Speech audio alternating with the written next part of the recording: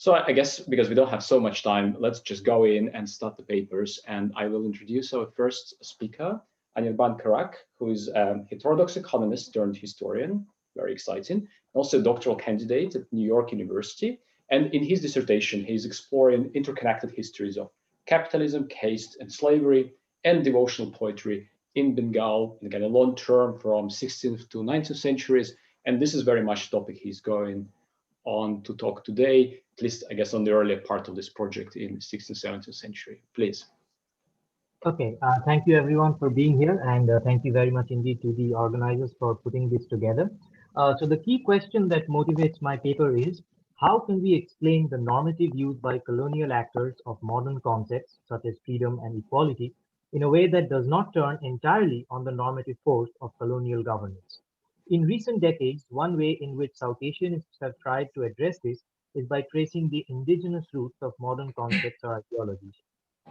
Chris Daly's History of Indian Liberal Traditions might be taken as a paradigmatic example of this approach. Nonetheless, the emphasis on continuity with pre-colonial traditions leaves certain questions unanswered. Specifically, does an engagement with such traditions also imply an ascription of specific causal agency to them for later developments? If so, how much and what kind of agency? In the absence of a framework that can relate the content of pre-colonial thought to modern ideologies, it is difficult to answer these questions. My paper is an attempt to think through this relationship between pre-colonial and modern thought worlds for political economy. To do this, I discuss how we might historically situate the use of political economic metaphors in a single poem called Hat Potton, or Founding of a Market, by the 16th century Vaishnava poet Narottam Das. I begin by discussing three relevant aspects of the history of the Bengal Vaishnava movement. First, unlike northern and southern India, there was no real flourishing of bhakti in Bengal before the early 16th century through the influence of Chaitanya. Second, the first phase of the bhakti movement, especially the 16th century, was marked by a critical attitude towards jati or caste norms, and to a lesser but not insignificant extent towards gender norms. The key argument being that access to the divine was not determined by identities that one was born into. There was also an emphasis on love or prem as the most important form of mutual recognition within a collective. Finally, I point out that by the mid-16th century, various factions had emerged within the Bhakti movement. The root of this conflict was simultaneously theological and social, for the basic question was whether lower castes and women could indeed get access to the divine. Chaitanya himself actively contributed to the problem by sending 6 Brahmin priests to Vrindavan to develop a formal theology for the Bengal movement. And these priests, learned in Sanskrit and in the various classical traditions of Hinduism, could find no way of reconciling orthodox theological positions with the radical claims made by large sections of the Vaishnava community in Bengal. Thus, formal theology tended to close doors, such as the right of lower castes to perform worship and to initiate upper castes into the community, that heterodox factions wanted to throw open. It was at this conjuncture that three preachers, Srinivas Acharya, Shyamananda, and our author Narottam Das, began to try to reunite the various factions. Narottam was a powerful preacher and an adept mass organizer, and his congregations were very inclusive. He is most fondly remembered today for the Vaishnav Mela or festival that he organized at Kheturi in present-day Bangladesh, where almost all factions from all over Bengal and even from other parts of India came together. All jatis, including the lowliest Chandal, the erstwhile untouchables and now the Namashudros, were received at Kheturi with great consideration, a fact that horrified some Brahmins. After discussing these historical aspects of the Bhakti movement narrowly construed, I turn to the larger historical background against which the story of Vaishnavism played out. I point out three significant socioeconomic as well as political transformations that occurred in 16th century Bengal. First, there was massive land reclamation and agrarian expansion, especially in the western frontier of the province, which was paralleled by the expansion of marketing, which David Curley has called the commercialization of agrarian relations. Along with an expansion of the agrarian frontier, there was commercial urbanization along riverine trade routes, which was motivated by the felt need to better integrate mercantile capital with both agrarian as well as artisanal production. These towns were close to areas of rice production and were often textile producing centers themselves. They were usually not walled, and almost never patronized by any zamindar or landlord. Examples of such towns in Lower Bengal include, among others, Shantipur, Phulia, Chattogram, Nabadvip, Katwa, Kumarhattu, Halishohor, and eventually Kolkata and its surrounding areas.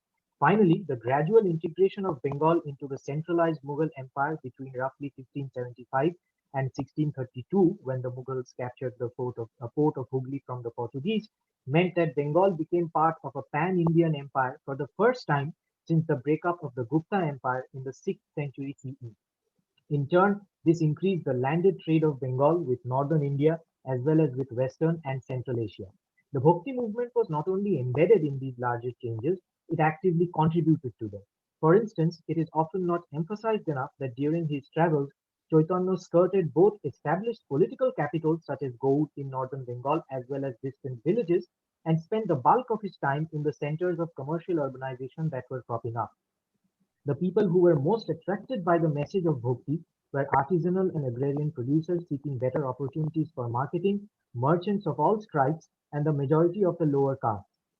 With this historical background in place, I enter into a brief discussion of the poem Hat Potton, which proceeds from a metaphorical identification of the marketplace with congregational participation in the divine, known in Vaishnav terms as Kirtan or Sankirtan. At its core, the poem is by and large a narration of the major events that constituted the first 80-odd years of the Bhakti movement in Bengal, but it's written entirely using political, economic, and commercial metaphors. The most interesting aspect of the poem, I think, is the way in which Chaitanya is treated both as the presupposition for as well as the result of the process that leads to the creation of both a marketplace of love as well as of wealth, which is used almost as a synonym for love. In the poem, our journey begins with Chaitanya's birth in the Kali Yuga as he brings forth light in the midst of darkness and blesses people with his love. He only becomes an ocean of love, however, when many others join and begin to follow him, and it is significant that the metaphor used here is that of streams. Just as streams of commerce and production meet at a market, so with the streams of love that collectively form an ocean. The waves of this ocean are nothing but the congregational Kirtan, and Chaitanya's aide Haridas begins to row a boat on this sea. Practitioners of arbitrary power are swept away like blades of grass, and those who are greedy for salvation climb onto the boat. Then, in a wonderful twist, a market is established on land when the boat reaches none other than Chaitanya's own shore. Once the heart is founded, it is blessed by Chaitanya, and complete freedom of commerce is allowed to those who had managed to reach it. In other words, the relationship between Chaitanya and his followers is not that of a straight line between cause and effect, but rather circular, processual, and dialectical. Chaitanya may have been the instigator, but he was merely enabling the coming together of people and the realization of a potential for dynamic wealth and love creation that was already imminent. And indeed, this kind of processual relationship between presupposition and result continues unabated throughout the narrative. As more and more devotees come to the market and establish themselves as merchants, love pervades the dealings within the heart as well, and everyone gets drunk on the intoxicating Sankirtan that becomes universally available. The last claim is not merely a rhetorical one, for it is explicitly mentioned that neither the poorest, nor the lowliest, nor the wicked are deprived of the divine love generated in Chaitanya's heart. Most relevant in this context is the poet's claim that wealth is distributed on the basis neither of merit nor of need, but rather on the basis of greed for the divine. The market, the wealth, and the ocean are all constituted by love, and because of that, Northam seems to be saying, they are all potentially infinite. Greed, therefore, is no longer a problem. I conclude the paper by drawing out the implications of my suggested interpretation for the large historiographical question with which we began. I point out that in recent decades, the history of political economy as intellectual history and the history of capitalism as social history have both been subsumed under the meta-category of the history of empire simply because modern post-Smithian political economy first arrived in South Asia as a colonial import. However, in his book Liberalism in Empire, Andrew Sartori had shown that the fact of it being a colonial import did not prevent agrarian producers in early 20th century Bengal from finding in modern political economy the appropriate vehicle for framing their own political and ethical ends. So it's not merely an instrumental use, but rather a normative use of context. My paper suggests that historicizing intellectual production in pre-colonial Bengal and focusing on aspirations for rethinking extant social norms can lead to fascinating insights. Certainly, there was no clear conception in Northrum's poem either of commercial society or of the role of labor as a socially mediating practice in such a society, both of which are distinguishing features of modern political economy. But themes such as the relationship between commerce and power, the role of commerce, labor, and interdependence in the constitution of a collective, and most importantly, a felt aspiration towards taking the human rather than the human marked by jati as the basis for such a collective were clearly present. At the very least, this should prevent us from concluding that the only interesting thing about the intellectual history of political economy in colonial Bengal is its implication in colonial modes of governance. It may well be that political economic arguments were adopted and used in Bengal not because they had been imposed from outside, but because people found an object for political economy in their own social aspirations. Thank you. Wonderful. Thank you so much. Thank you. So I guess we will have all papers one after another, and then listen to a response and then have a discussion. So let's proceed to our second paper. And this will be by Shilanjani Bhattacharyya, who is a doctoral student at the Department of Cultural Anthropology at Goethe-Universität Frankfurt. And currently she's working on a very interesting, exciting project on social cultural dynamics of the resurgence of millet cereals in Eastern India, in sort of indigenous communities of shifting cultivators. And so quite an interesting anthropological topic. But I guess today she's going to talk to us about her previous research, which concerned ethnographic engagement with songs and experience of bowel women, and how they relate, I guess, to the changes in global political economies from 18th, 19th century to contemporary moment. Please. Thank you. So the title of my paper is Traversing Continuity and Change, Contemporary Baul Repertoires in a Global World. The Bauls of West Bengal and Bangladesh are communities of singers who emerged to prominence in the early 18th century. Historically, they combined many influences, that of heterodox religious orders, such as the Buddhist Shahodhya, Vaishnav Shahodhya, and Sufi mystics. Through enigmatic songs of subversion, the Bauls protested against oppressive upper caste hegemony and agrarian inequality, gendered oppression, as well as colonial domination, and tried to imagine a social order based on universal love and egalitarian humanism. As shown by Shoshibhushan Dasgupta, the emergence of Bauls can also be situated in the ideological transition of esoteric body-centered practices of Buddhist Shahodhyas into the Vaishnava Shahodhya ideology of recognition of mutual love between individuals, inspired by prominence of the Radha Krishna ideal sometime between the 14th and the 16th centuries. Bauls, who are often classified as a Vaishnava Shahodhya sect, epitomize this transformation through their emphasis on universal values and their critical stance towards social oppression. The key historical point, therefore, is that the Bauls were not the continuation of an erstwhile tradition, but were rather novel and drawing from other historically new aspirations in their impulse towards critique, dissent, and humanism. Moving to the present, we can see how globalization has increasingly affected Bauls, especially the modalities of Baul performance and its geography. Bauls now frequently perform across geographically dispersed concert stages, both within and beyond the borders of West Bengal, Bangladesh, and India. The changing contexts of Baul repertoires and the networks of mediations that it entails need to be understood historically. Scholars such as Carola Lorea have shown how the response of the community to its imbrication in an increasingly globalized world has rejuvenated their imagination and made them more relevant to present times.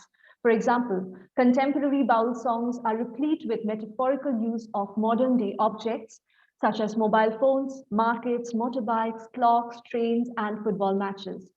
Carola Lorea has also shown how songs that employ these everyday metaphors continue to disseminate esoteric convictions, but also resonate with the imagination of newer generations. In other words, Bauls have tried to both adapt to changing social contexts and to preserve their own sense of continuity. The key methodological problem, therefore, is how to make sense of this change and continuity together, while also remembering that the continuity is not with a uniquely Bengali tradition or culture, but rather with a history of dissent and difference within Bengali society. Approaching the problem thus historically might allow for a number of broad conceptual questions to be asked of ethnographic evidence.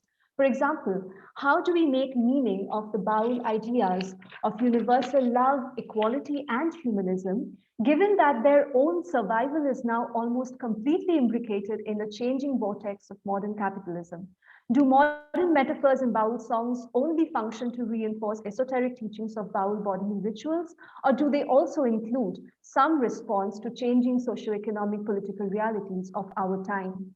One possible way of answering such questions might be to compare the content of Baul songs from 18th and 19th century Bengal with more contemporary songs. Baul songs in colonial Bengal employed a variety of metaphors, which were often embedded in and responsive to historically specific events.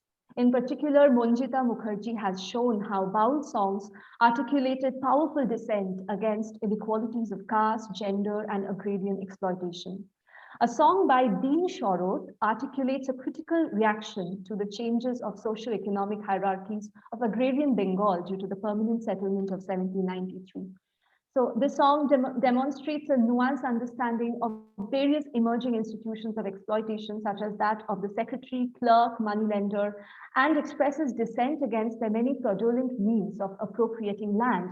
Similarly, in another song by Kubir Goshai, we observe robust resistance against intermediaries such as deputy collectors, headman, tax officers, etc., and an ensuing commentary on how a power nexus reinforces oppression and impoverishment for those with limited access to land.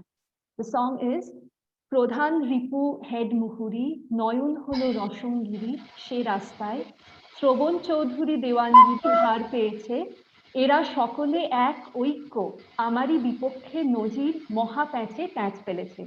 It can be translated as, my foremost enemy is the headman. The tax officer appeared, and there on the road, Shrobon Choudhury, the Dewan, received the rent. All of them together are my opponents and have entangled me in a terrible mess. And in the mid-20th century, in the context of the partition of Bengal and the ensuing liberation war, we also find continued expression of a critical political consciousness in songs of Bhaba Pagla. This song, stemming from Bhaba Pagla's personal experience of partition, articulates a precarious social situation of the time, while pledging support to Sheikh Mujibur Rahman, a prominent leader in the liberation war. In this song, we also see a metaphorization of a specific historical personage and their reception, which also prevails in a few erstwhile Baul songs of colonial Bengal through the invocation of Queen Victoria as a symbol of colonial domination. In sharp contrast to such examples of social and political commentary in songs of the colonial era, the use of metaphors in contemporary Baul songs, while furthering traditional ideas of esoteric practices, seem to be increasingly leaving out specific socio-historical events and contexts, even when they retain a critical impulse. To give examples, I shall now draw upon two songs that I came across during my own fieldwork in Birbhum in West Bengal. The first song I want to discuss is a composition by a Baul woman, Reena Das Baul, which very distinctly reflects upon her own position as a woman and conveys the importance of infusing spiritual ideology with the everyday experiences of difference and inequality. The song is Nari Shakti Nore Jane Na, Nore More Ahankare, Nari Manno Kore Na. এই নারী শক্তি রূপিণী শক্তি ধারিণী শক্তি প্রদায়িনী শক্তি সঞ্চারিণী ঘরে ঘরে জীবিত শক্তি তারে চেতনা তার কাছে পাবে মুক্তি কয় বাউল বিনা. So this can be translated as, men willfully make themselves unaware of the strength of women and are self-conceited and arrogant. They do not respect women and do not consider them as their equal. Women manifest, bestow, and procreate strength, which can be found in every home only. Men do not recognize it. Once you seek and find it, you shall receive salvation, says Baul Reena. In contrast with colonial era songs, Reena's composition, although attempting to challenge patriarchal notions of discrimination against women, does not respond to the historically specific context that generates the conditions of possibility for such a conceptualization. Also, the identity of the woman in the song is abstract and does not employ specific historical personages. Another song composed by another one of my interlocutors, Shumanto Das Baul, who is also the son-in-law of Reena, also points to similar implications. ও বাউল সুমন্ত ভেবে না পায় অন্ত আপন মানুষ পেতে রাখো প্রেমানন্দ লাগে না তন্ত্র মন্ত্র শুধু আনন্দ মতি থাকে যদি গুরুর চরণী কে বলে আপন মানুষ নাই ভবে So this is translated as, who says there is none in this world who is our own? Baul Shumanto is an endless thought about the importance of reveling in love. To be able to seek the divine, no rituals are required, only selfless love and joy if you devote yourself to the teacher. This song suggests that mutual love precludes motives of appropriation, exploitation, and oppression is understood as divine in Baul ideology, and can also be believed to be found in abundance in our interpersonal relationships. Thus, the song to an extent is also ensconced in an idea of universal love and respect for one another. However, unlike impulses in erstwhile Baul songs, the song does not render visible practical implications of an egalitarian imagination of responding to social hierarchies. In an attempt to approach the present historically, an analysis of contemporary Baul songs seems to reveal that they now tend not to bear a historical imprint of the time they are composed in, and instead reflect a notion of love, either transcendental or esoteric, that is abstract and unrooted in a distinct social context. Such Baul songs remain limited to the sphere of didactic messages for the audience and other Baul adepts, but do not adequately capture the immediate social world of the Bauls themselves. Thus, contemporary Baul thought seems to demonstrate the waning of a consciousness to concretely apply the ideals of universal love, equality, and humanism to immediate social, political, and economic realities of our time. Contemporary songs also do not include reflection on how Bauls might themselves respond in determinate ways to transformations in their own modalities of performance and the power and the forms of power that suffuse such modalities. For example, new forms of patronage are emerging in the contemporary milieu of Baul performance and thought. Online platforms such as YouTube are now a popular repository of Baul songs. Owners and administrators of such YouTube channels dedicated to the recording and digital presentation of Baul songs travel to various concert sites and record Baul men and women in performance.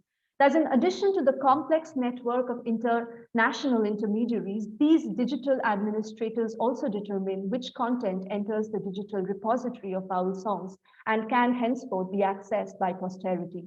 Thus, they also emerge as important patrons who network with Bauls and form transactional relationships with them in exchange of sharing the content of their songs online to a wider audience. To conclude, we can say that the relationship between contemporary socioeconomic changes and changes in the Baul repertoire cannot be understood with reference to any unchanging marker of authenticity. Such transitions point to a possible change in Baul consciousness of the present time and highlight the need to extend one's understanding of Bauls beyond transfixing them as cultural artifacts of an idealized past.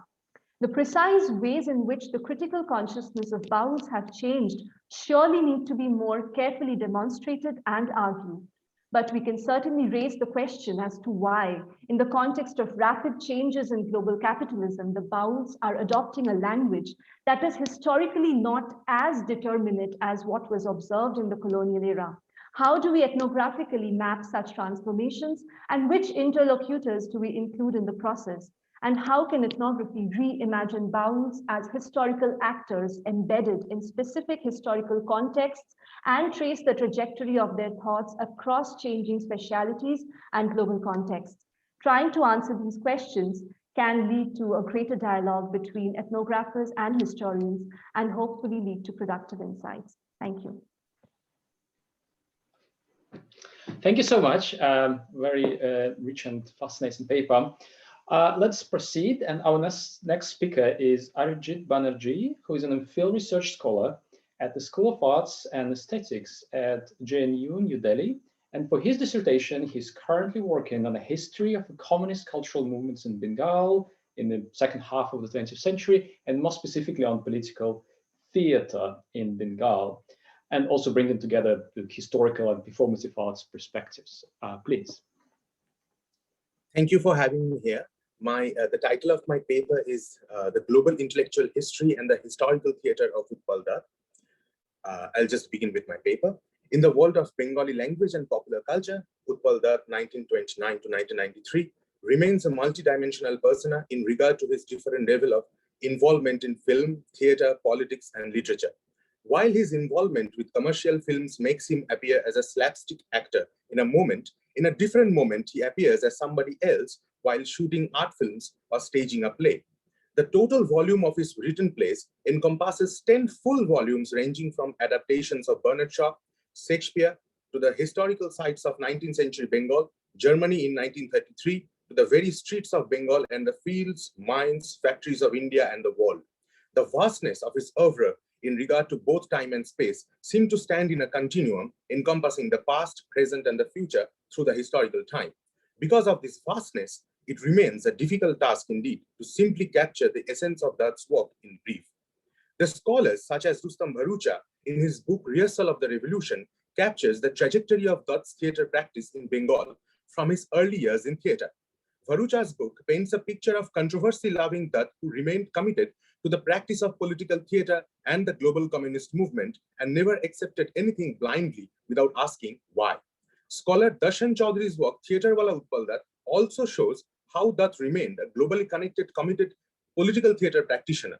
Chaudhary and Bharucha both deftly portray Dutt as an interesting chapter of the modern Indian theatre history with a broad narrative of what happened during his lifetime and to the global events such as Vietnam War, independence of Cuba, he was responding to with his theatre.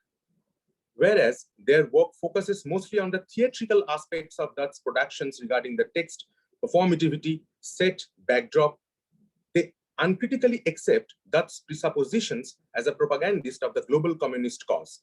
This, I believe, renders the analysis one-sided, which fails to self-reflexively ground Dutt's importance as a practitioner in understanding the stakes behind Dutt's engagement with the global communist movement in challenging the capitalist world order. Therefore, the analysis often situates Dutt in a binary form, such as colonial national or nationalist communist, which fails to capture the nature of Dutt's commitment towards communism in an adequate historical manner.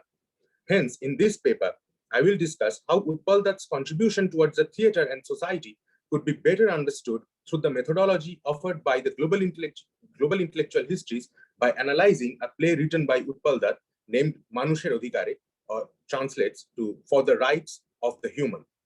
Manusher Adhikare was written in 1968 on the eve of a tumultuous time in Bengal vis-a-vis India and the globe. Just a year before, in December, Dutt had written another controversial play, Tir, or Arrow, to spread the revolutionary ideology of the Naxalbari movement and attracted the attention of state vigilance upon him.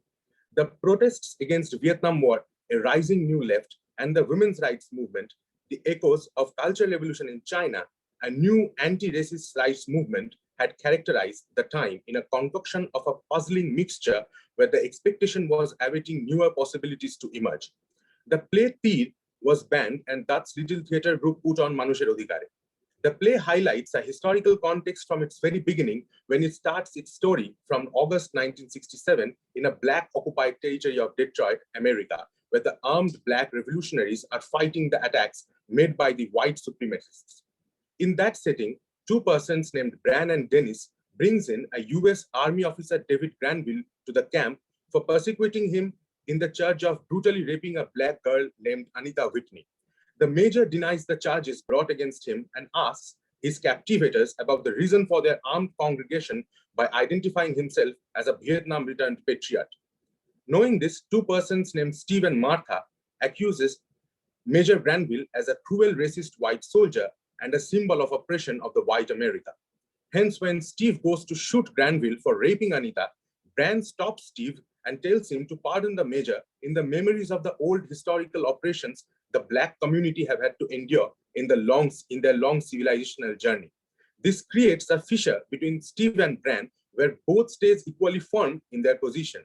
Therefore, Steve decides to solve this impasse by telling a story about why he is right in his judgment about showing violence over mercy, and dramatically, the play lunges back to 25th March 1931, Paint Rock Station, Alabama.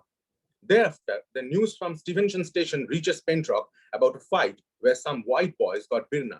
Station Master Crosby there found some other people and started preparing for a lynching ceremony by making gallows. Here, Dutt, in his sin, builds up the level of cruelty generally shown by the whites over the black people through conversations and stories of past lynchings among characters. Through these conversations, that also portrays the nature of the white people's hatred for the communists and their demands for the educational rights of the blacks. After Sheriff Hill intervenes, the mob backs off temporarily, but again barges in through the door with two girls with the accusation of rape against one of the Negro boys named Haywood Patterson.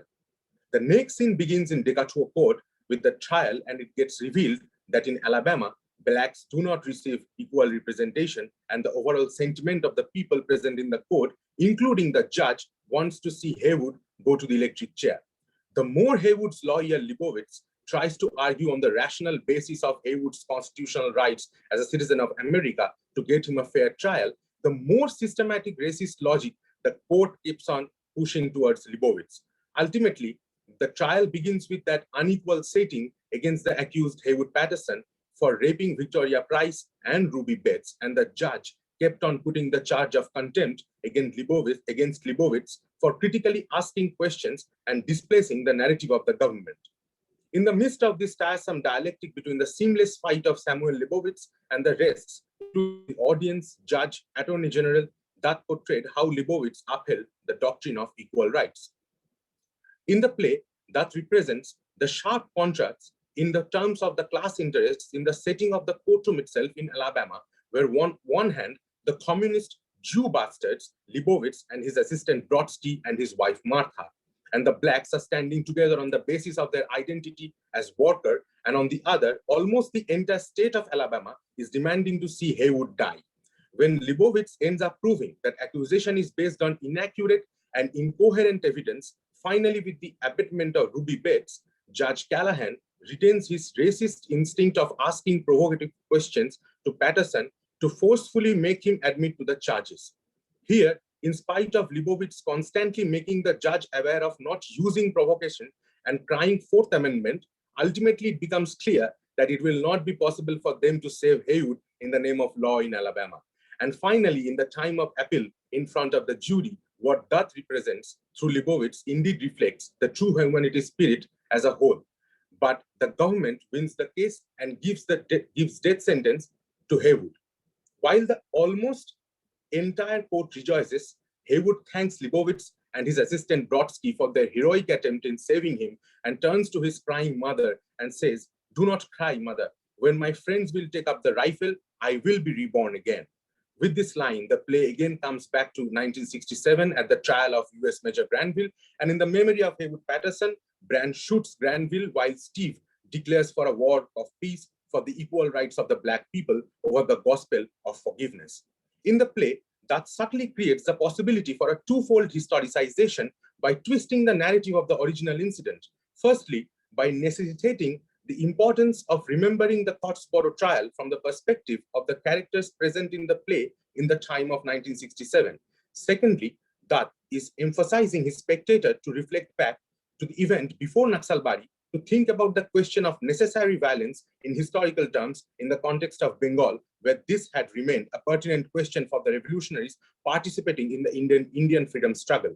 In the 1920s, the emergence of an Indian capitalist class created the condition where the Indian communists had proved for a freedom struggle that would fight landlordism, imperialism, and capitalism together.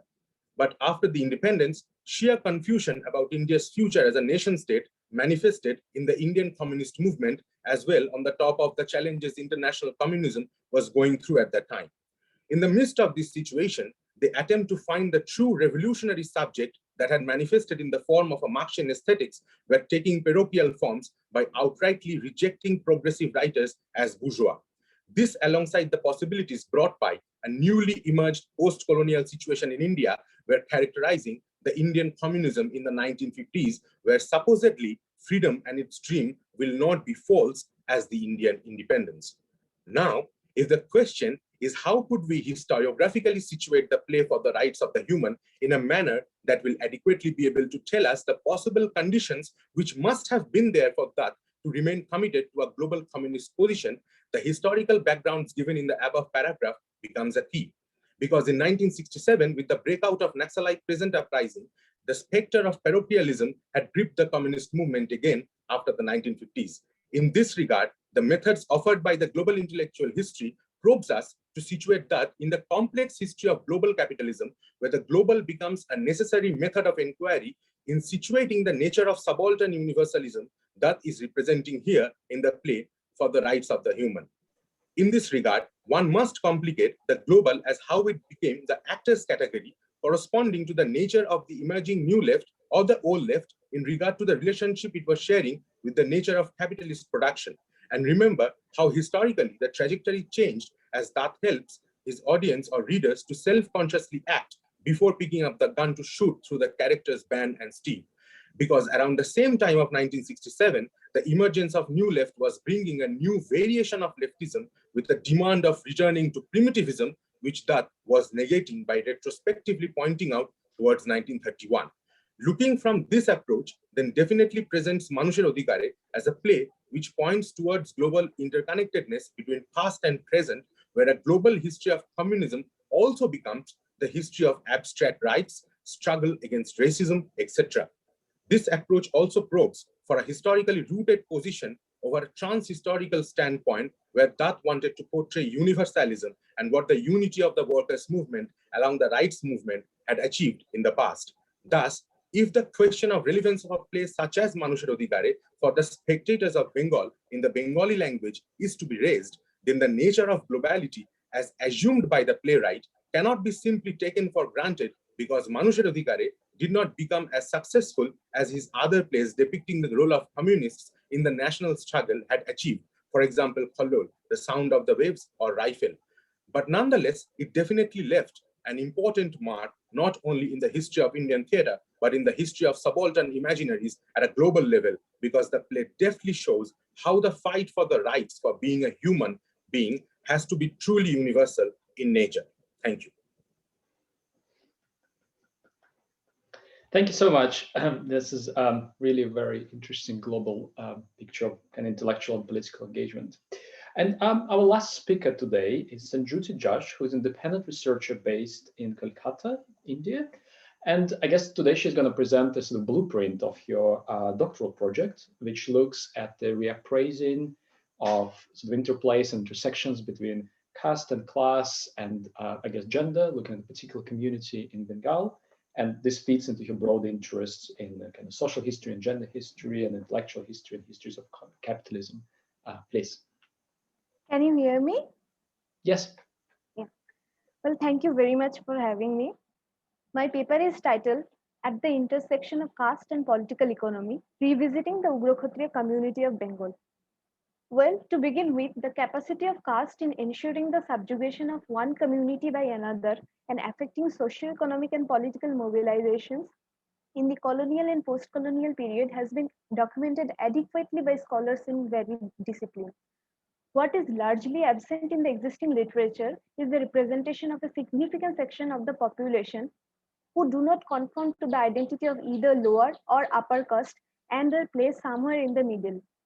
Moreover, given the entrenched Eurocentric inclinations in the existing literary corpus, the principal lens through which multiple strands of Marxist historiography are analyzed almost invariably comprises the categories of class and gender. In the process, these discourses fail to take into consideration the interplay between political economic frameworks and highly fragmented structures of social stratification such as caste, which often shapes the lived experiences of societies beyond the Anglophone world. Proceeding from this research vacuum, the primary concern that emerges in this study is how can we formulate a broader framework for denormativizing and reassessing the identities of non-conformist communities within and beyond South Asia. Furthermore, how can we historicize the identity of a predominantly agrarian community situated against the backdrop of rural Bengal, who navigated the fractures of caste-class hierarchies and privileges by invoking diverse discourses of European and South Asian political thought?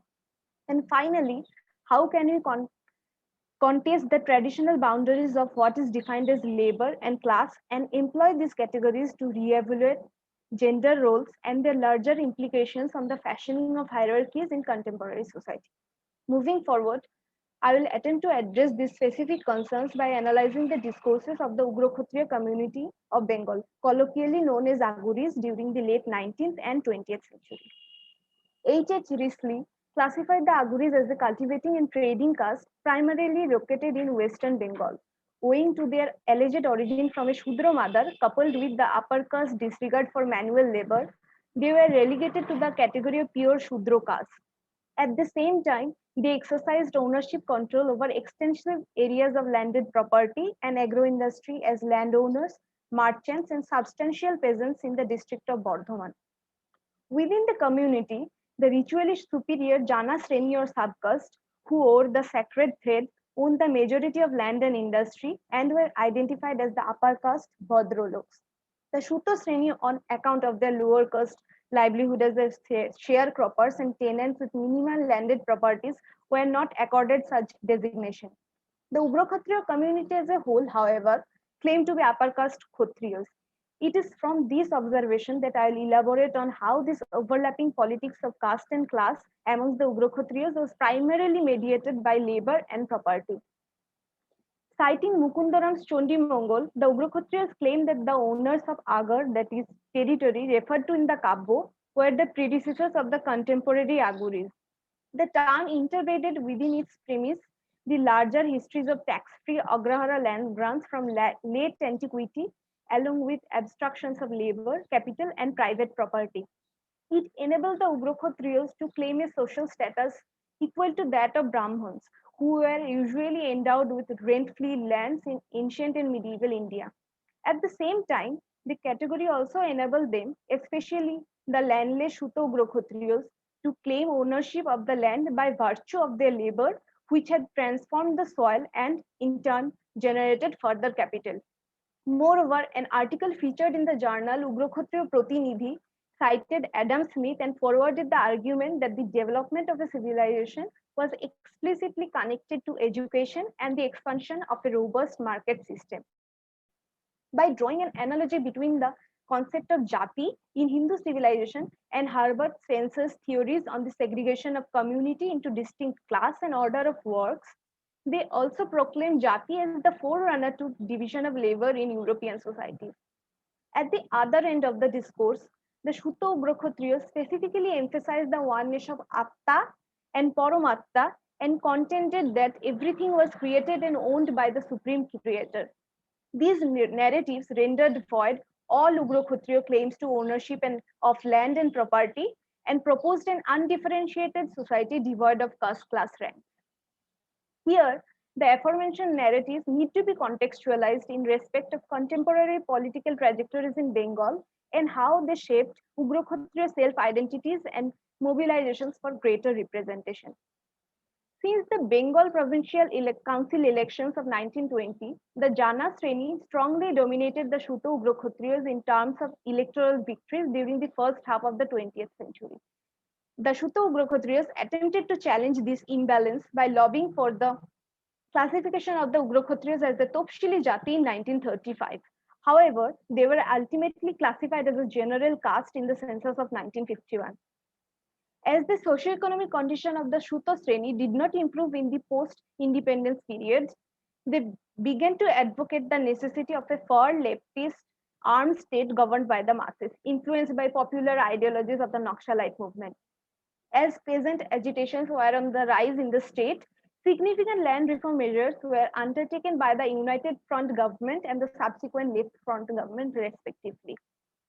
It is interesting to note here that Hare Krishna Konar and Binoy Chaudhuri, who assumed positions in the state ministry, in spite of belonging to the landed Jana community, pioneered Operation Borga in post-colonial West Bengal. At this juncture, I will not inquire into the larger discourse of whether Operation Borga was successful in alleviating property and improving the agricultural infrastructure of the state. I will, however, draw attention to the fact that small and highly segregated landholding patterns allowed the continued subjugation of the Shuto Sreni in respect of contemporary socioeconomic hierarchy. As such, when the central government announced the implementation of the Mondal Commission report in the year 1990, a section of the Shuto community attempted to secure an OBC status, which would have enabled them to access favorable employment opportunities through reservation. However, this initiative was ineffectual because the Jana Sreni predominantly dictated the terms of caste politics within the community. The Jana Bhadralok hence further exposed the equivocal status of the community by utilizing land and property rights to redress the disparity between the subcastes and subvert the claims to popular rulership made by the Shuto Ugrokshatriyas. Finally, I'll briefly discuss the position of Ugrokshatriya women in the domestic labor market of late 19th and 20th century Bengal. While unpaid domestic work was considered to be within the purview of established rules of conduct, Shuto women often deviated from the norm as they took up employment in the affluent Jana households, not just as cooks and maid servants, but also as manual operators of dheki in rice husking. This narrative prompts a very interesting conversation, given that contemporary society relegated Shuto women to the status of lower class laborers. However, this labor enabled them to receive material payment, often as a share of the output of their labor. On the other hand, despite being accorded a relatively higher social status, both within and outside the community, Jana women did not receive any material return on their input of labor as housewives. As the continuation of the lineage and the legitimacy of the heir rested on the purity of women, Jana women were often relegated to performing socio-reproductive labor in a position subordinate to not only owners of capital, that is landed Ugrokshatriya men, but also waged Shuto women under their employment. The elements of labor and capital were thus instrumental in the regulation of gender roles and the perpetuation of ambiguous caste class positions within the Ugrokshatriya community.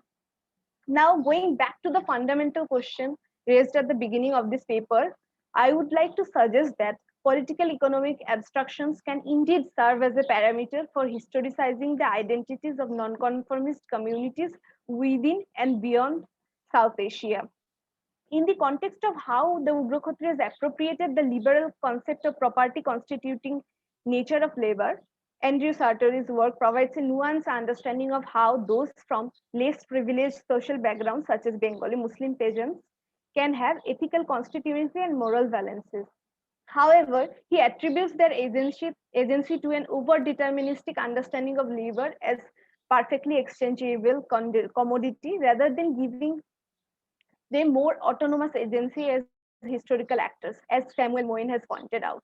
This case study of the Ugrokshatriya community seeks to qualify this discourse by underscoring the potency of socio-historical factors such as electoral politics, Naxalite movement, Operation Borga, and gender inequalities in the Ugrokshatriya society. Furthermore, when implemented from a gendered perspective, Sartori's idea on labor being a perfectly exchangeable commodity in a capitalist society can be conceptually contradicted through that of the housewife's labor, which is not exchangeable in any terms. In this context, Arijit Bhattacharyya and Fraser have laid down a groundbreaking framework for challenging capitalism's structural undervaluation of women's labor, both paid and unpaid, and the historicization of social representation, which is explicitly gendered. As such, we have to ensure that the methodological framework narrativizes and contextualizes both conceptual abstractions and socio-historical factors. In conclusion, I would therefore like to state that an exploration of the vernacular archives across temporal frontiers can generate a space which will enable us to not only reinforce the efficacy of political economic abstractions in shaping life worlds, but also deconstruct the structuralist understanding of caste by tracing its multiple evolving connotations. Thank you. Wonderful. Thank you so much for this. I guess I will just pass it to Carola to comment on all the papers, but also can I encourage everyone to send their questions in the chat so that they can be sort of ready for our speakers after their comment. Please. Thank you so much, Ilya. I have some general comments and then also some individual comments for each presenter. And it might take me about 10 minutes, if that's okay.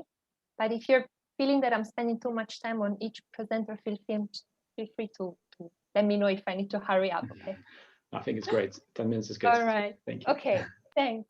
So I think that these papers collectively set up really the right tone for the start of a conference on decolonizing archives and rethinking canons.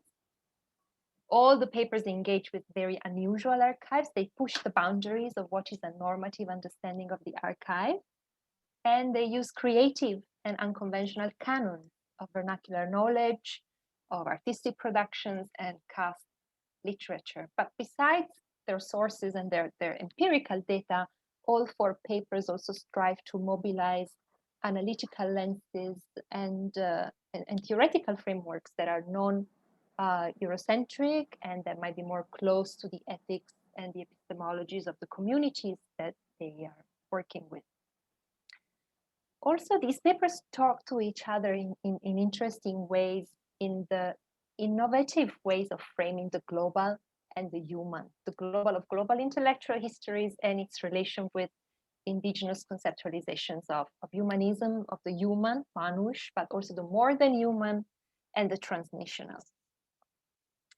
So I'll start with, I'll go with the order of the presentation. So I'll start with Anirban's paper, which employs the devotional poetry of Narottam Das to alert us to the fact that we are missing a conceptual framework to look at pre-colonial thought and link it to modern ideologies. And because of this absence, we keep on falling in the trap of identifying the modern with the colonial.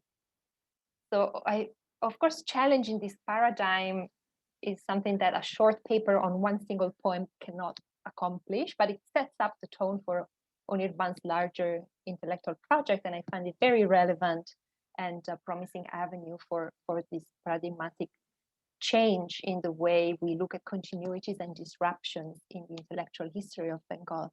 And this challenge to the against the overemphasized rupture between pre and colonial times reminded me of the work of Lucian Wong and his study of deviancy in Vaishnava literature.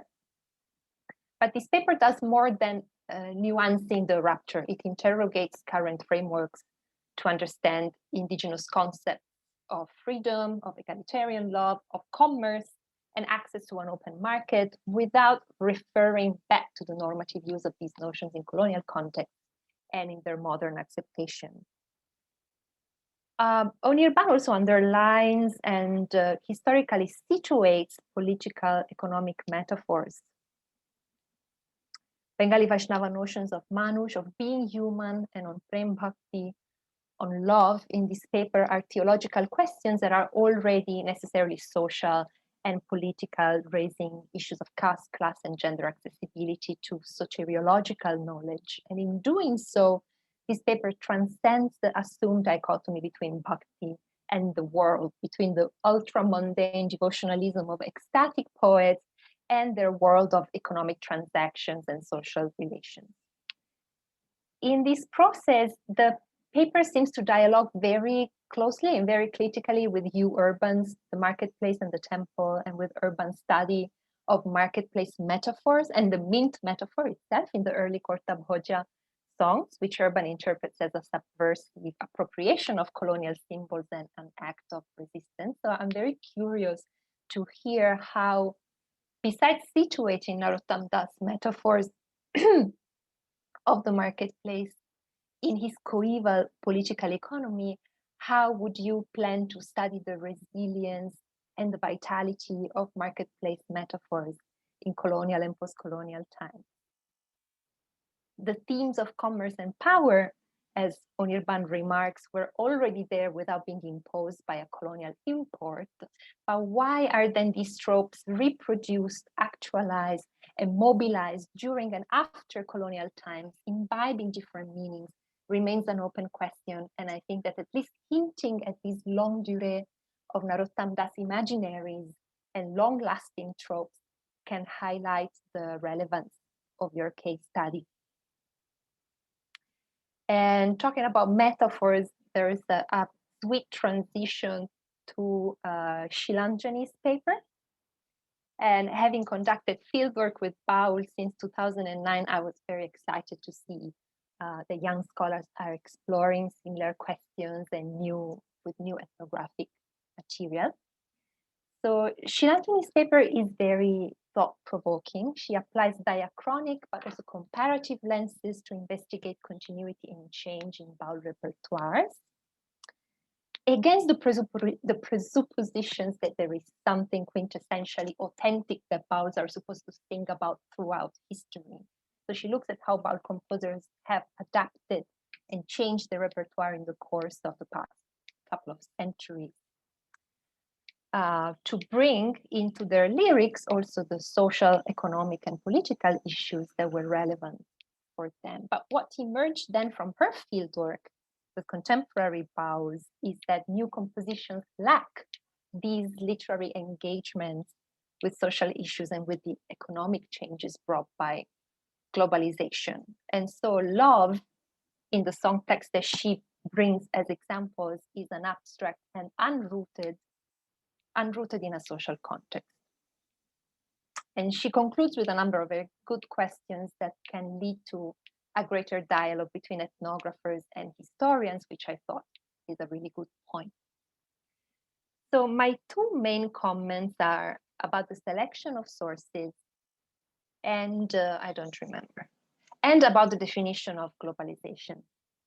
So first point is, I think you have a very good selection of examples to make your point, but it is not clear how this historical selection is representative for thousands of compositions throughout the historical region of undivided Bengal for over 2 centuries. And so are there really so many lyrics that bring up social issues and land rights and economic marginalization? How would you justify that? And on the other hand, can we really believe that contemporary compositions from living Baul composers are disassociated from their political context and do not talk about social problems? So the songs of Rina and Shumanto are very good examples, but again, it is a selection of songs from the same place, from the same family, a family of third generation Bauls, who lives in Bolpur, which is itself a place where Bauls can actually make a living and even secure a salary through cultural tourism and the recording industry. So I would like to hear more about how you situate these new lyrics as embedded in a particular social context. And as part of this situatedness, you might consider to study not only the lyrics, but also the audiences to understand the market of Baul songs production. So of course, Bauls have always sung not only for themselves and their Shadu Shongo, but also for outsiders and for listeners from mainstream society. So to what extent are these new lyrics catering for a new demand among new kinds of audiences?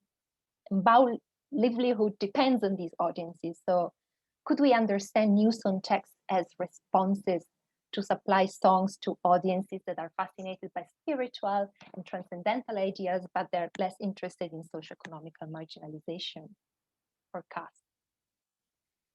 And the second point, very quickly, I think can come out if you define more clearly what you mean by globalization, which is already a very fuzzy and complex term, but your paper is titled Baul Repertoires in a Global World. And it suggests that this is a world of Baul songs on YouTube channels with digital patrons and new media. But some scholars would argue that the Bay has been global already for several centuries.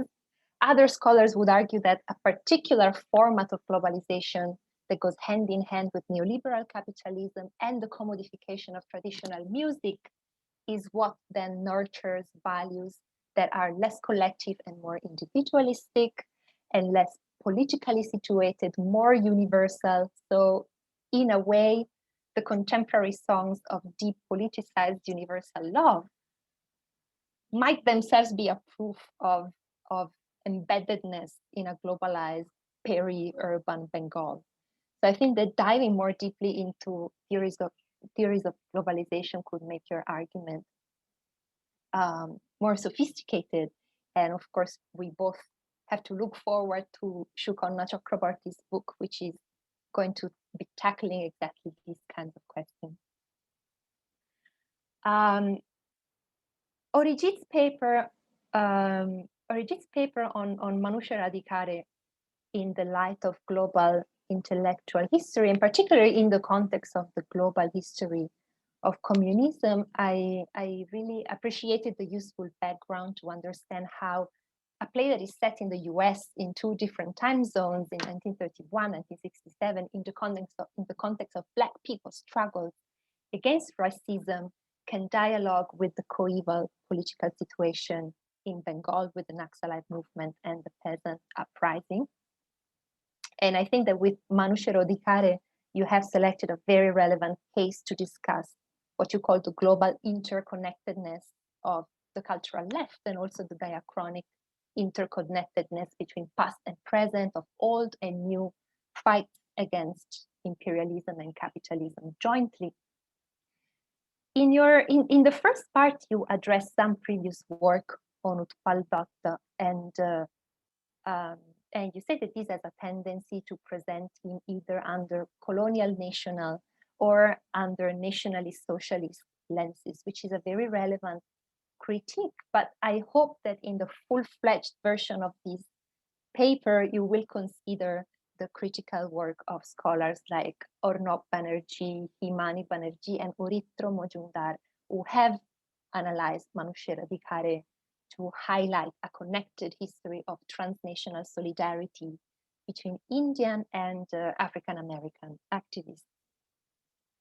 And we should keep in mind that this transnational solidarity encompasses the trajectories of communism while intersecting it to create intercultural liaisons between Maoism, Blackness, and also Dalit movements, as it clearly emerged then with the Dalit Panthers in the early 70s.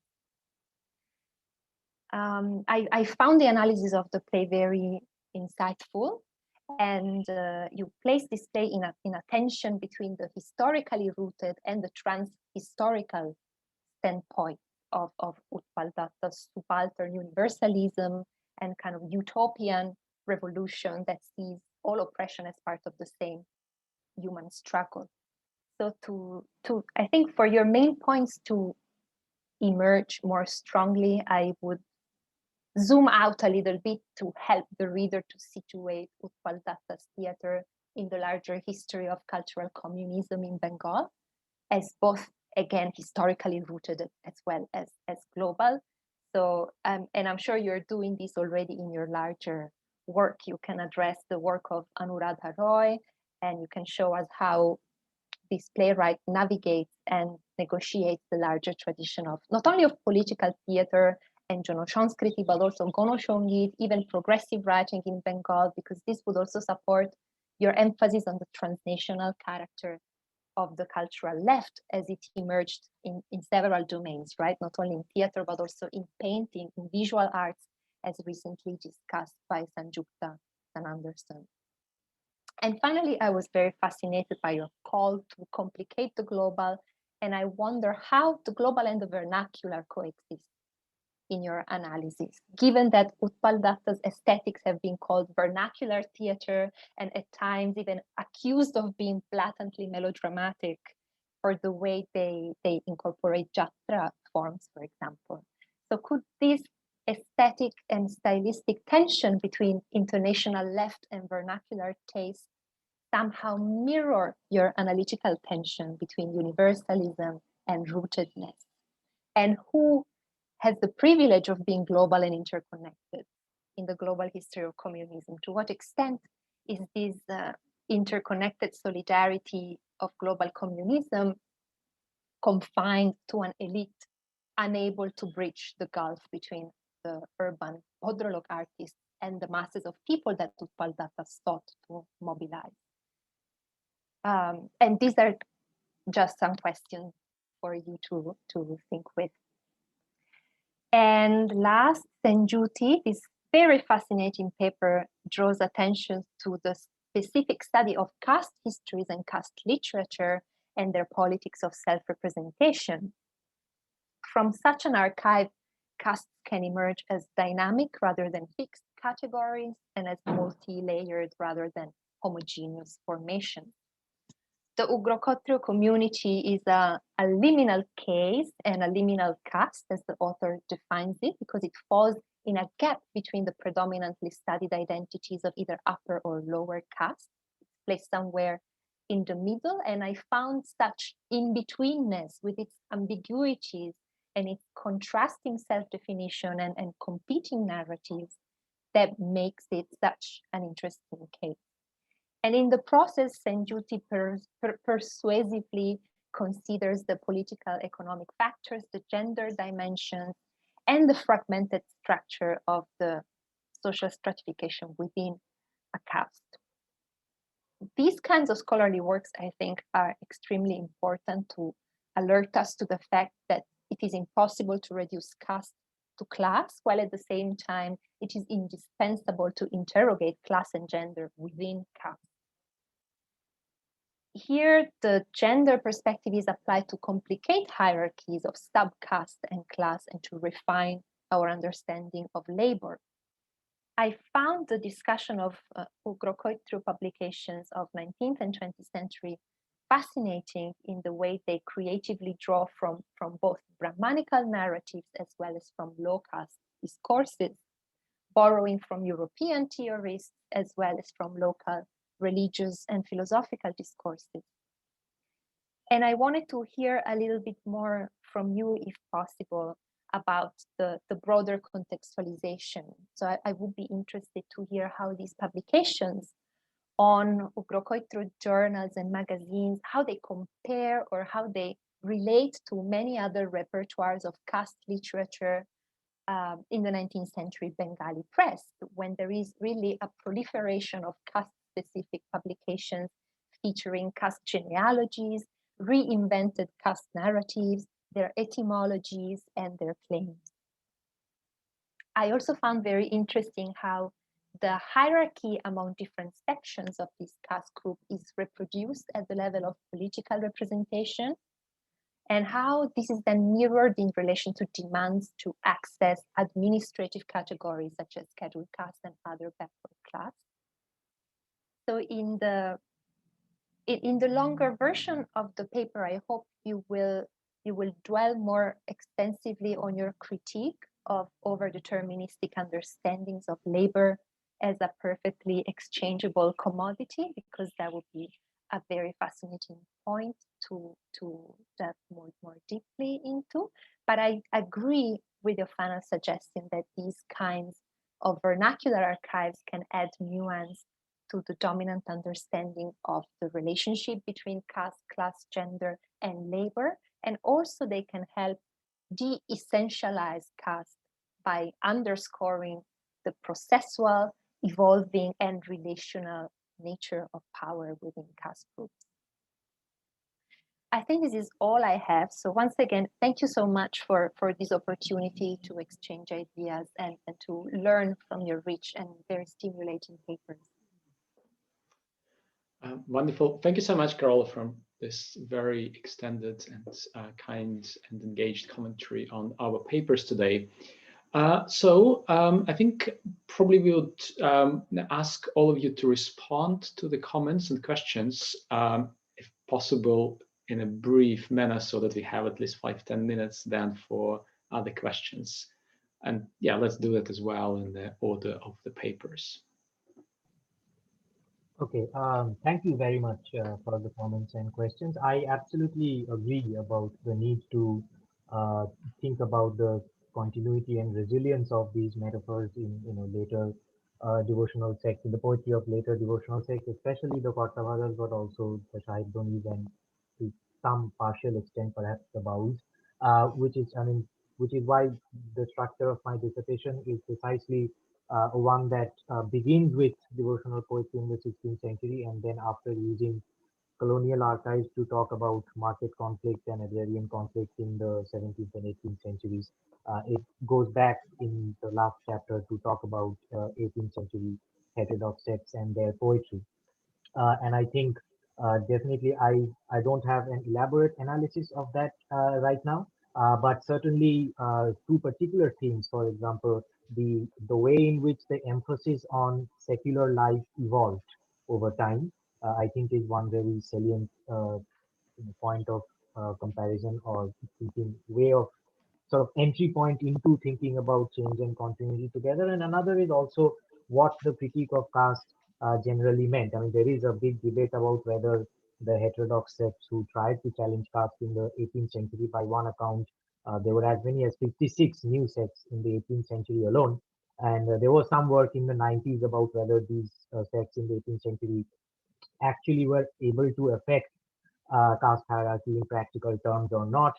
Partha Chatterjee especially wrote about that, and Jean Openshaw has partly responded to that in her book on Seeking Bowls of Bengal in some ways. And so that is one debate I hope to intervene in, and I think it requires intervention in that debate on the extent to which a practical effect on hierarchies was possible or was done by these sects. It requires a more in-depth analysis of the content of the songs than we have hitherto had. So those are the lines in which I hope to go. I think the main point of difference for me from Urban would be precisely the point that I was trying to make in the paper, that these metaphors were already there. So Urban's claim that to a large extent the response to hierarchy is a sort of response to colonial rule, or that the songs are primarily a response to colonial rule, or that they are stamped with signs of colonial authority, is the key point in which I differ from him, I think, in my emphasis.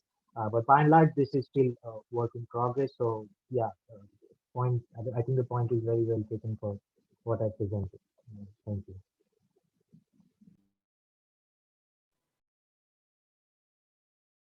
Shall I proceed?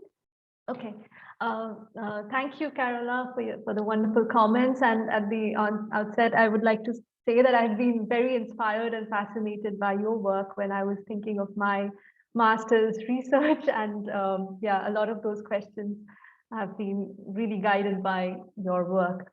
Yes, I do understand that the songs that I have selected are very specific and belong to a certain period of time, and of course it is not entirely representative of the enormous repository of Baul songs that we have. But to clarify, my objective was to understand certain kinds of transitions and tendencies, or larger tendencies of Baul songs in the present times. We see very specific kinds of responses to socio-economic historical context in the colonial times, but of course there can definitely be instances of Baul songs today also incorporating very modern day themes and context, but the larger tendency seems to have shifted from a more community engagement to the individual self and aspiring for a certain abstract idea of salvation or love. But how can one actualize it or apply to a concrete political or social event? That I think is beginning to become less frequent in the Baul songs. And my fieldwork has also been in a specific region and also a limited period of time. But the observations I present are also drawn from songs that I have engaged with in of course digital platforms, but these are also songs that the my Baul interlocutors also respond to in various ways. Sometimes, you know, I've sat with them and they have showed me certain songs on YouTube and said that, you know, this is something that I find interesting, or this is something that has come up. So what I mean is there is a larger world of interactions that the Bauls are rooted in currently. And I wanted to understand what are the shifts in the tendencies of the Baul songs in today's times. And I also feel that Baul songs, I mean, there is a decrease in the number of Baul compositions that are coming up today. There, of course, is I mean, when Baul performances are held, there are more songs that are sung of the erstwhile times, the Mohajoni Pod,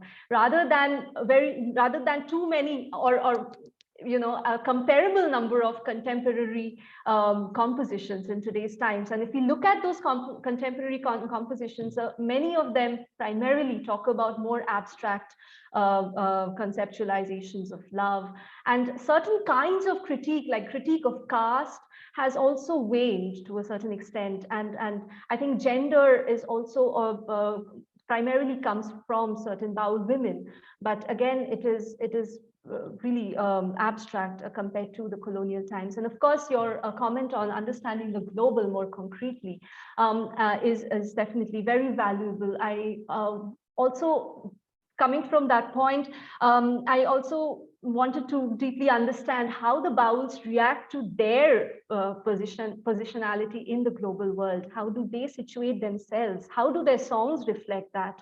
Or can we look at Baul songs as historical texts of our time? Does it say something about our time, really? And to quote Openshaw, we do need more contextual studies on Bauls. We need to understand Baul performers, Baul practitioners, their histories, historicize their lives, and see how they respond to certain kinds of realities, and what do their songs capture, which you also have talked about in your work. So yes, this is what I would like to say. And I do wish to continue the work further, and thank you for your insights. Yeah.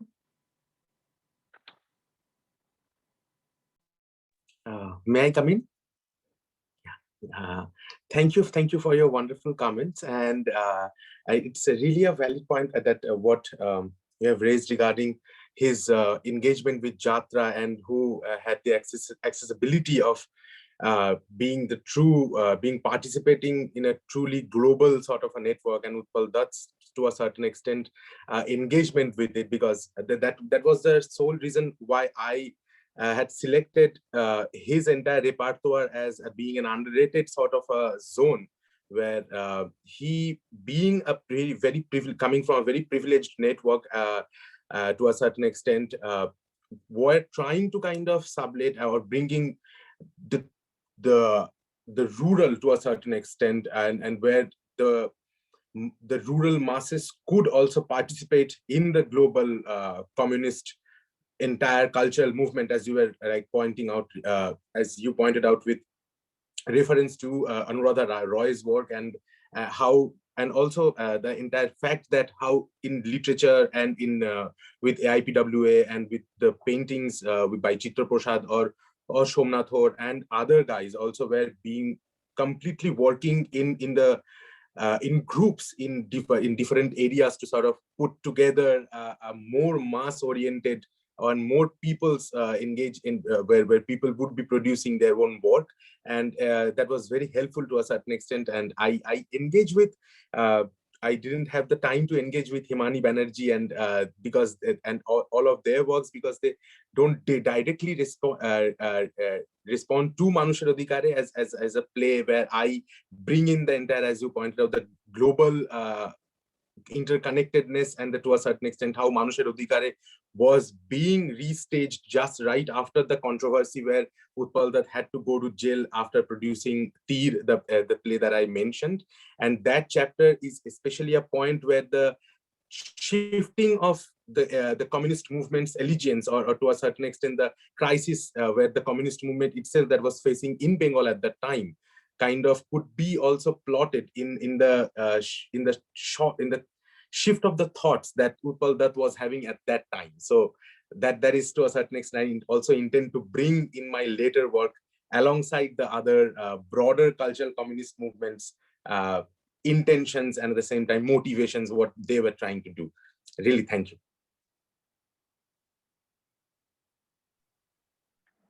May I?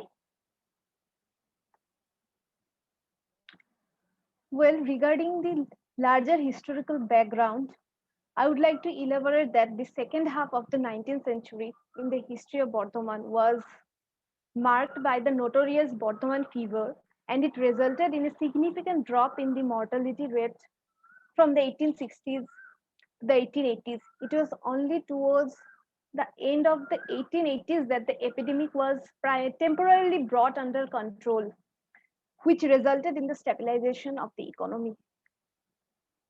And the Ugrokshatriya Samiti was founded in 1888 as a response to the caste status of the Ugrokshatriyas documented by Risley in his well-known work, The Tribes and Castes of Bengal.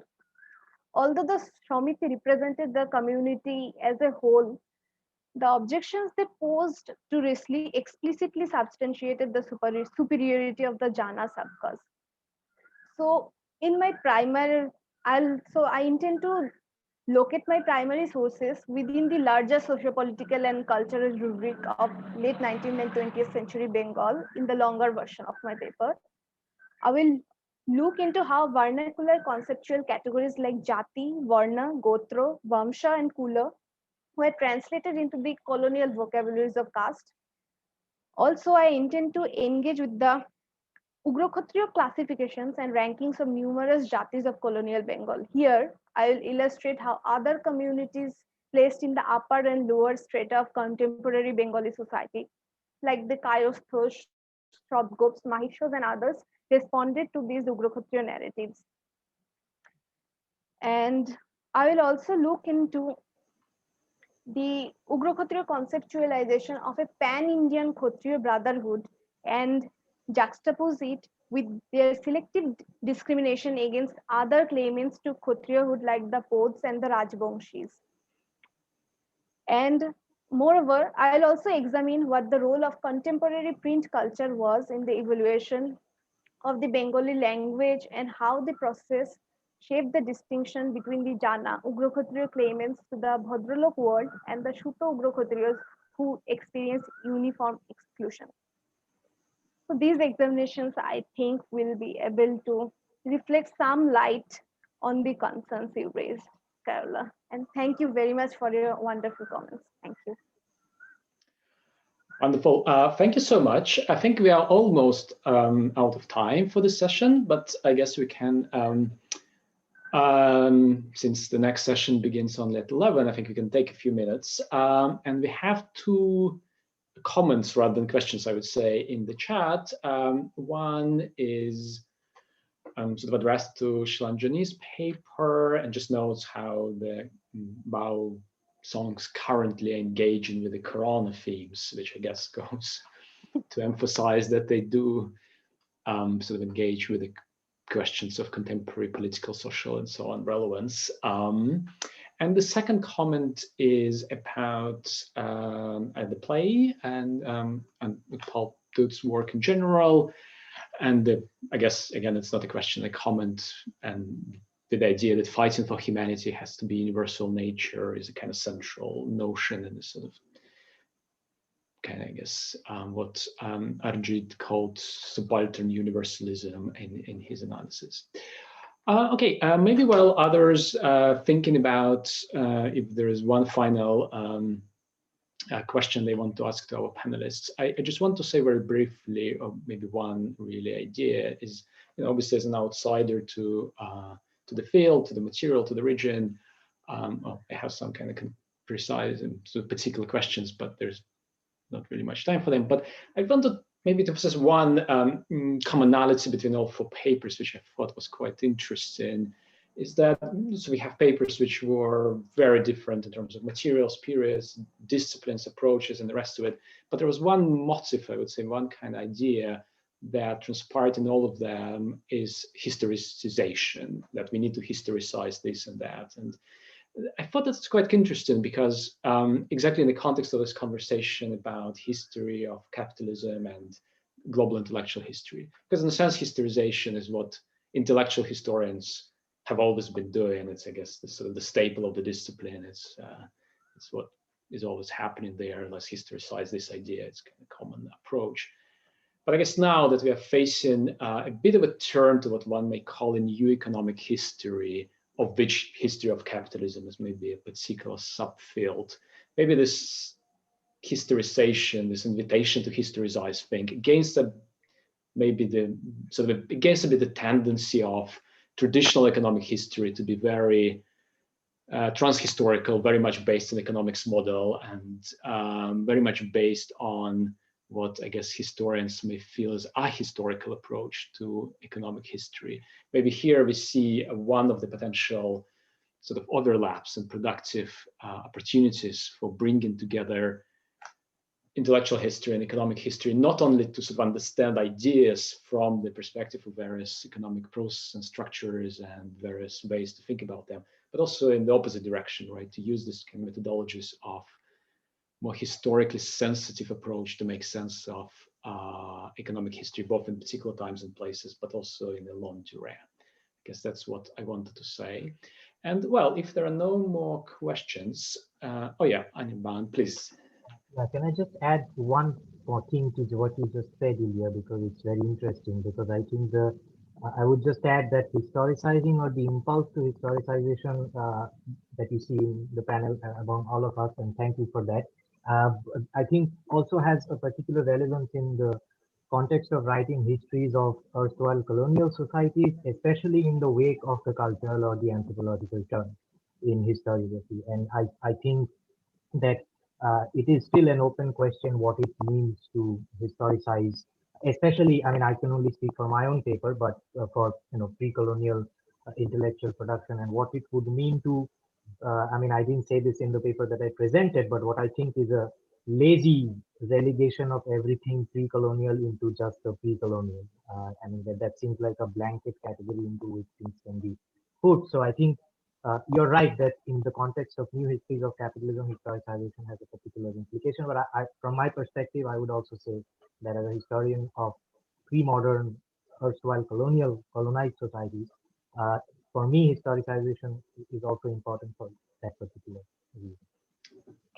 Well, yeah, absolutely. I think it's a wonderfully important point. And well, I guess as a historian of pre-modern period myself, although not in a kind of colonized context directly, I think that very much speaks to what I think is important, because yeah, there is, I think, quite similar tendency to also kind of bundle all pre-modern into kind of one category, which is well, either made irrelevant or is treated as some kind of coherent whole.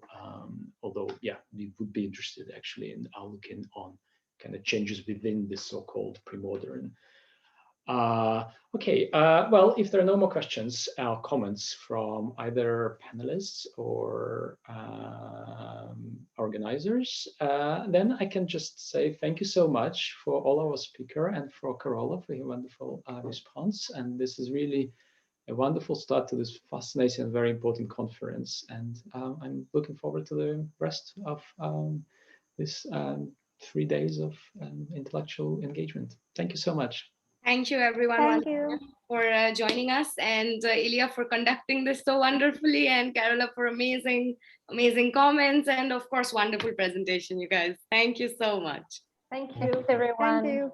And it would be lovely to stay in touch. So it would be. We can share our contacts. I'd be really happy to keep in touch with everyone. That would be lovely. And just a quick note, we reconvene again at 11 for a second panel on gender and global intellectual history. Thank you, everyone. Thank you. Bye. Thank you. Bye. Bye. Bye. Bye. Bye.